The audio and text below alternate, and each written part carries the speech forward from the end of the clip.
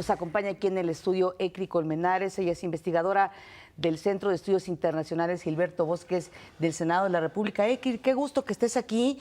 Y además de hablar de un tema, bueno, que está también en las primeras planas de todo el mundo, que es lo que está ocurriendo en Venezuela desde el punto de vista político, sobre todo, y económico. Es decir, hay muchas aristas que hay que analizar del asunto de Venezuela. Hola, buenos días, Pati. Muchas gracias. Buenos días, Omar. Sí, efectivamente, en días recientes hemos visto varios acontecimientos en la situación política que en Venezuela vienen a complicar una vez más la situación que hemos visto en los últimos meses y años. De forma muy reciente, este lunes, la Asamblea Nacional decretó el abandono del cargo del presidente Maduro. ¿Esto qué quiere decir, no? Cuando hablas de abandono de cargo, pues obviamente te imaginas que el presidente físicamente no está, pero también puede referirse a que el presidente abandona su cargo en el momento en que no cumple con el mandato que le fue conferido de forma constitucional al atender la crisis que se vive en Venezuela ahora de forma política, económica y social, ¿no? Adicionalmente a esto, el Tribunal Supremo de Justicia, posterior a esta decisión por parte de la Asamblea Nacional, decide decretar o declarar a la Asamblea Nacional en desacato, cosa que ya había hecho el año pasado, invalidando una vez más todas las acciones jurídicas y constitucionales por parte de la Asamblea. Claro, estamos hablando de que después de la muerte de Hugo Chávez, Venezuela entró en una etapa muy compleja políticamente con asumir el gobierno Nicolás Maduro, y se han venido complicando desde que comenzaron a detener a los opositores, ¿no? Y que obviamente exigían elecciones libres, periódicas, como suele suceder en cualquier democracia. Se fue complicando y estamos llegando ya a un momento crítico donde, a partir de lo que estás comentando, en este momento, los tres poderes principales, el Ejecutivo, el Legislativo y el Judicial, ¿cómo se están interviniendo? Porque por lo que sea Pati fuera del aire, ¿no? Al parecer, aunque generan o designan que hay un desgobierno, pero al final de cuentas Nicolás Maduro dice, pues no importa, yo sigo adelante y sigo gobernando. Entonces, en ese sentido, ¿cómo se están configurando estos tres poderes?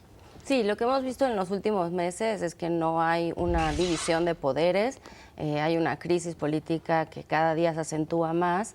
En el caso de la Asamblea, pues ya lleva un año esta Asamblea con una mayoría opositora, es la primera vez en 17 años que la oposición logra tener mayoría en la Asamblea y sin embargo no ha podido llevar a cabo todas las acciones que se ha planteado porque el gobierno no lo ha permitido a través de estas distintas acciones, ¿no?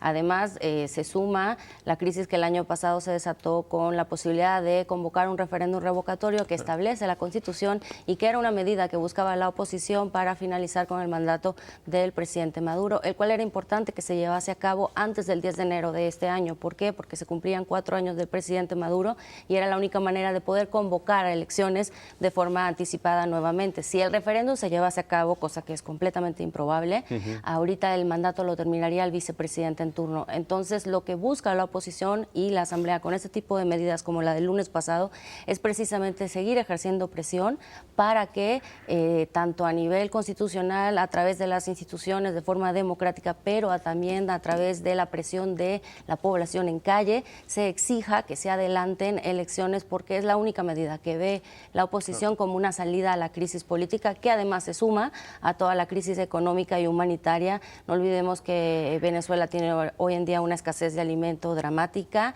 pero también de medicina, y la oposición ha insistido mucho en que el gobierno también no solo lo reconozca, pero además abra el canal humanitario para que se acepte la ayuda internacional y se pueda solventar de manera inmediata esta escasez que está afectando la salud de millones de venezolanos. Sí, la gran pregunta es, ¿hacia dónde va Venezuela? En mi opinión, lo que se viene en los próximos meses es bastante difícil, es complicado, es una situación bastante compleja que se agrava con la grave situación económica. Venezuela es un país que el año pasado cerró con 700% de inflación.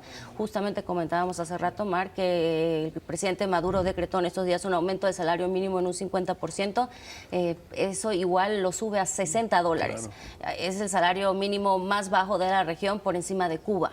Entonces, la verdad es que también esto va a abonar a una inflación, a una crisis que económicamente va a seguir ejerciendo presión en la crisis social y pues está latente la posibilidad de un estallido, de confrontaciones ya de forma más fuertes y se sigue insistiendo en esta movilización de calle. Ayer justamente la oposición convoca una nueva marcha donde piden que la gente siga y salga a la calle el próximo 23 de enero, entonces estaremos atentos a lo que va a pasar. Y tomando en cuenta también una cosa, que Venezuela era un país que dependía al 100% del petróleo, ¿no? Y que esto se agrava con la caída de los precios internacionales del petróleo, es decir, ya Maduro está con pocas posibilidades de poder gobernar y tranquilizar sobre todo a la población.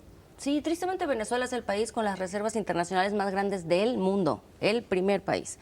Sin embargo, dependen un 95% de los ingresos petroleros. Ya vimos que con la caída del petróleo, con una deuda externa que se ubica en 150.000, 180.000 millones de dólares, realmente el gobierno lo que está haciendo es dejar de importar productos, ya sea medicinas, alimentos, para poder cubrir con estos compromisos internacionales y eso ha agravado, ¿no?, la situación interna, ha parado la producción.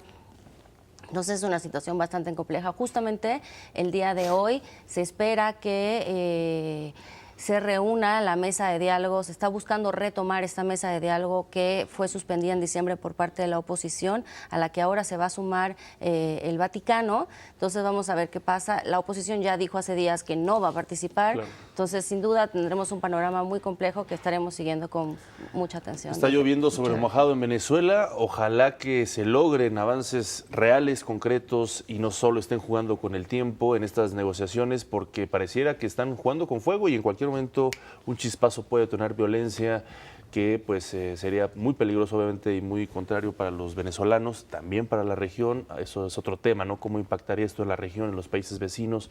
En fin, nuestra querida Venezuela, que ojalá salga avante de esta crisis y eso mientras tanto todos. Te agradecemos, Ecri Colmenares del Gilberto Bosques por haber estado con nosotros. Nos vemos el próximo viernes con más temas internacionales. Gracias. Muchas gracias. Buen día. Fuerte abrazo.